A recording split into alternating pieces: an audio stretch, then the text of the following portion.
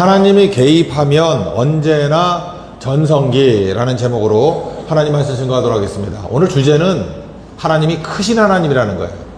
우리가 내 생각으로 하나님을 제한하거나 축소하지 말라.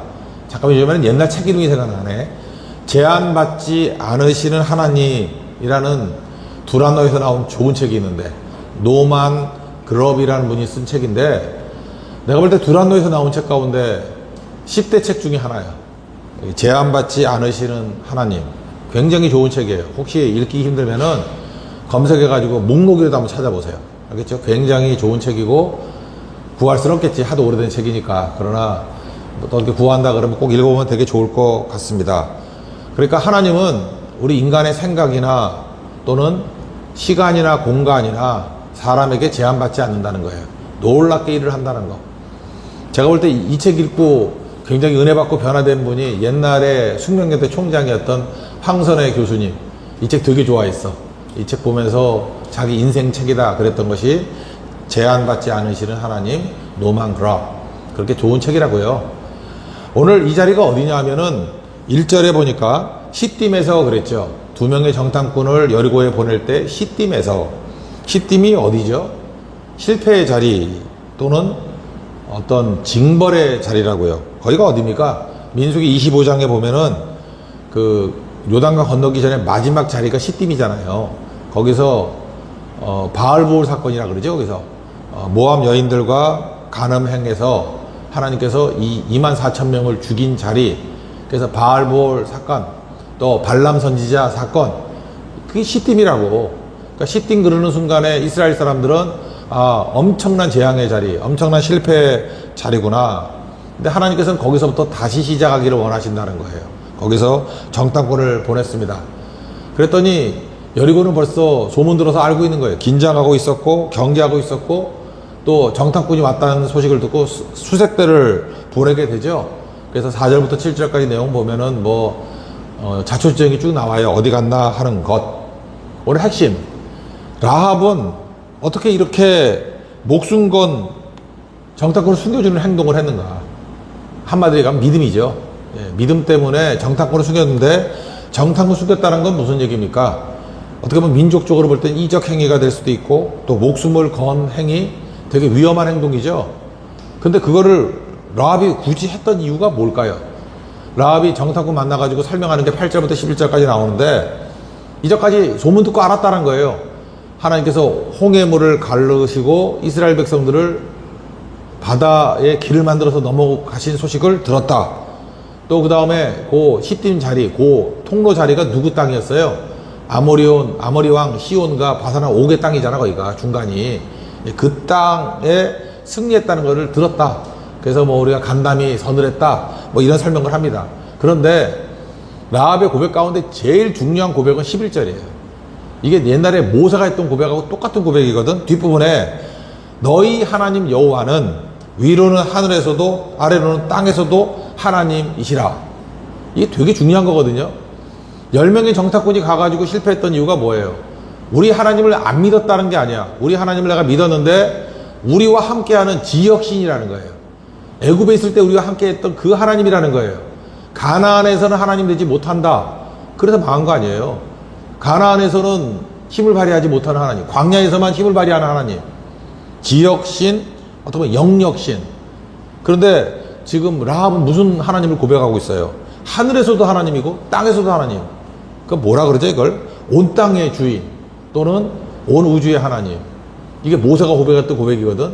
이거를 글쎄 여리고의 라합이라는 여자가 이 고백을 했다라는 것입니다. 이게 너무너무 중요한 거죠. 우리 교회 경험하신 거 맞죠? 요즘에야 휴대폰이 다 좋아서 그러는데, 우리 교회 개척하고 난 다음에 초창기 때 보면은 우리 미스바에 와이파이를 설치했어. 그랬더니 우리 청소년 아이들이, 우리 전사님 잘 들어봐요. 거기만 바글바글 모여있어.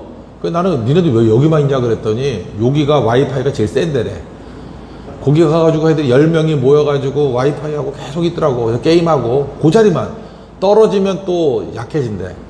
근데 요즘에는 와이파이 좋은 차단이 사는 없죠. 하나님은 와이파이의 하나님 아니에요. 와이파이는 거기 나오는데 거기 근처 고기만 쎄. 옛날에 그랬어. 나는 굳이 말한다 그러면 하나님은 와이파이의 하나님이 아니라 LTE의 하나님 또는 뭐 인공위성의 하나님이죠. 어디라 계신 하나님이라고. 그러니까 굳이 비유한다 그러면 와이파이 하나님으로 믿지 말라고. 주님은 LTE 하나님이에요. 어디나 다 계시는 하나님, 정해진 공간에 제약받지 않는다는 거. 어제 제가 다녀보니까 그런 거예요. 어저께 갔던 교회들이 뭐 여기도 성주교회, 그 다음에 뭐 용광로, 쪽리 풍성당 이런 데 갔었거든요. 가는 곳마다 어디나 하나님은 다 동일하죠. 아니 뭐 여기 성주교회에서만, 성주 풍성당에서만 뭐 능력 있게 역사하시고 딴 데는 안 하는 게 아니잖아요. 어디나 어느 곳을 가든지 하나님은 역사하시는 온 땅과 온 하늘의 주인 되신다. 직장에서도 하나님이시고 학교에서도 하나님이시고, 그죠? 내가 어저께 농담으로 했잖아. 수연자매 우리 말레이시아 뭐 휴가가 없다 그랬지. 하루밖에 없다고. 설교하면 안 돼. 너 들으면 안 되는데. 그래서 제가 농담으로 했죠. 그 며느리 기부수 보여줬죠. 예, 28,000원밖에 안 해. 그래서 명절 때 이렇게 하는 가짜 기부수. 우리 전사님 때문에 나온 거야. 어저께 얼마나 웃겼는지 알아요? 이렇게 기부수 하고 있는데 여기서 제일 무거운 거 다 들고 있어. 그래서 이 사기치는 거, 저게 며느리 기부수라고 그렇게 얘기를 했던 적이 있는데, 제가 지금 이 얘기를 왜 하느냐 하면은 환경과 조건에 관계없이 하나님이 일하시면, 아니 전능하신 하나님 뭐 휴가를 못 내주겠어? 아니, 그러니까 내가 말하는 건 무조건 억지로 하는 얘기가 아니라, 왜 기도도 안 해보고 하나님께 시도도 안 해보고 무조건 안 된다 그러냐고. 그건 아니잖아. 그러니까 그런 생각을 버리면은 생각보다 굉장히 크게 쓰임받을 수 있다라는 것을 잊지 않았으면 좋겠어요. 그래서 하나님은 지역신이 아니다, 영역신이 아니다, 이거를 라합이 갖고 있는 믿음이었다는 거예요. 우리 이 믿음을 하나님이 사용하신다는 거 잊지 마십시오. 여러분도 마찬가지예요. 어디서만 역사하는 하나님이 아니라 온 우주의 하나님, 온 땅의 하나님, 그걸 믿으라는 거예요. 유진 피터슨이 번역한 성경이 메시지 성경인 건 아시죠? 내 기억에 이렇게 돼 있어. 창세기 1장 1절이 God created 뭐 어쩌고저쩌고 라고 난 다음에 all you see, 보이는 것과 and all you don't see. 난 그게 너무 좋아. 그것밖에 기억이 안 나. 1장 1절. God created all you see. 네가 보는 것들을 창조하시고, 또 하나가 뭐예요? all you don't see. 보이지 않는 거. 난 멋진 번역이라고 생각해요. 이것 때문에 제가 알 수 있는 게 뭐냐면, 우리 이 세상에 있는 물질들을 존재하는 거, 요즘 과학자들이 얘기를 해요. 이것도 내가 해줄게. 그 소중호 교수라고 했던, 내가 강의를 들은 적이 있거든. 보니까 뭐라고 얘기하느냐, 암흑 물질이 있대요. 암흑 물질이. 그런데 우리가 우주를 구성하는 이 구성 가운데 96%는 볼 수 없대요. 96%는 볼 수 없대. 그러니까 우리가 볼 수 있는 것과 느낄 수 있는 거는 고작 4%. 그러니까 암흑 물질이 27%.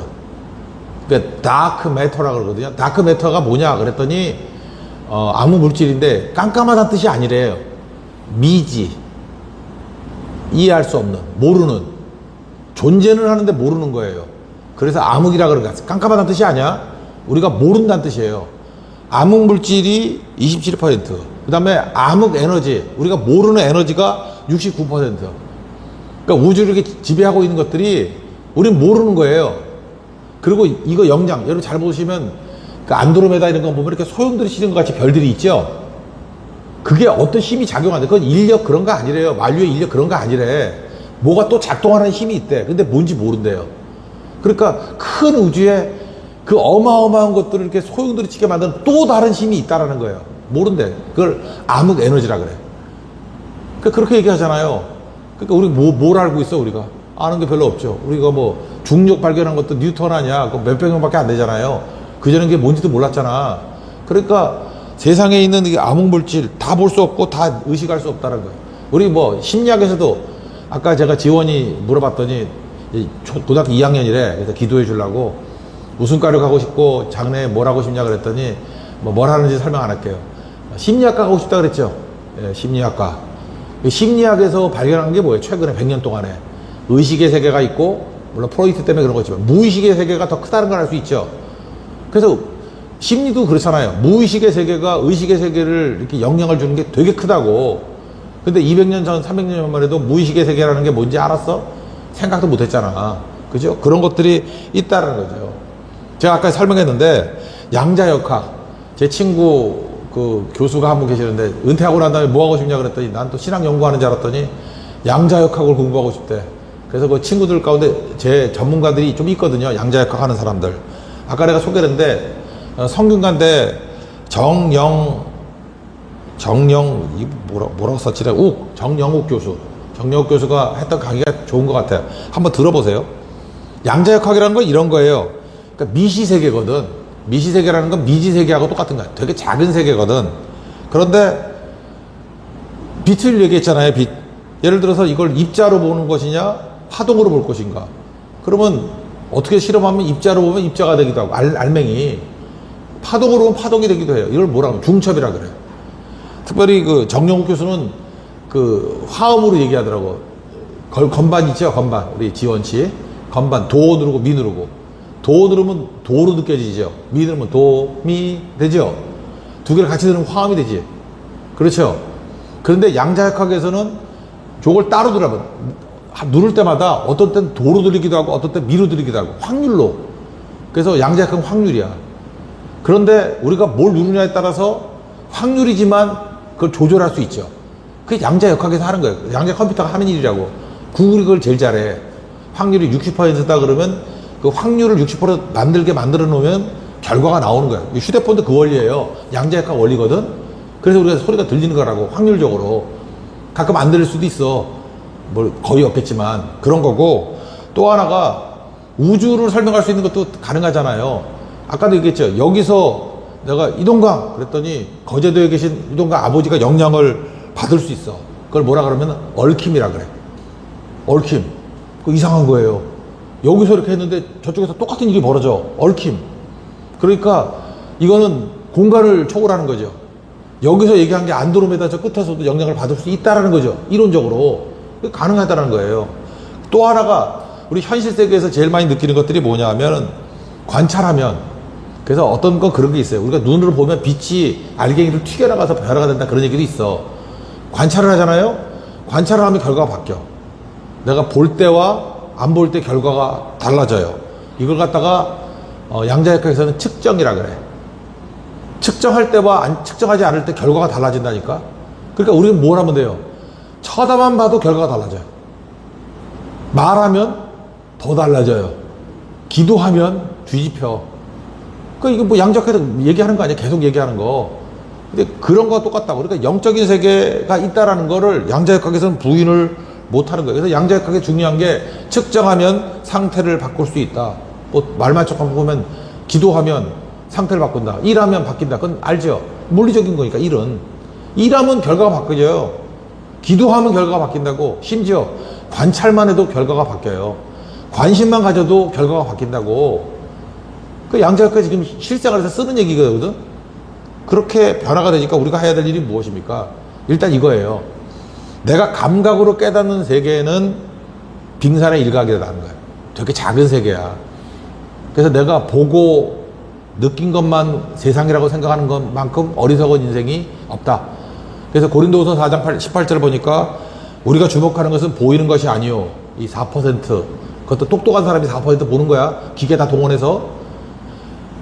보이지 않는 것이 96%. 그리고 보이는 것은 잠깐.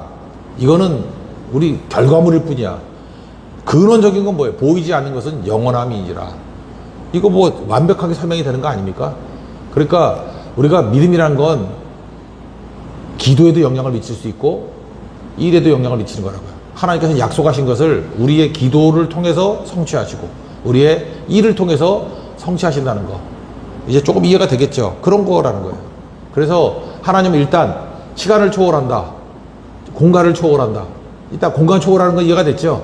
시간을 초월한다는 건 무슨 얘기입니까? 우리는 항상 성경을 읽을 때 이건 라합 시대 얘기잖아. 라합 때는 되고 지금 이 땅에 있는 오늘 우리는 안 된다. 그러면 안 된다는 거죠. 여기도 된다는 거야. 여기도. 라합에게 임했던 그 승리가 지금 이 성주 풍성당 이 자리에서도 가능할 수 있다. 이거를 믿으라는 거예요. 그래서 예수 그리스도는 어제나 오늘이나 영원토록 동일하시다. 시간에 관계없는 거죠. 또 장소에 관계없는 거죠. 그런 하나님이라는 거예요. 저는 그래서 그런 말을 믿지 않아요. 어떤 사람, 목사님 내가 10년 전에는 전성기였는데 그럼 지금 쇠퇴기란 뜻이에요?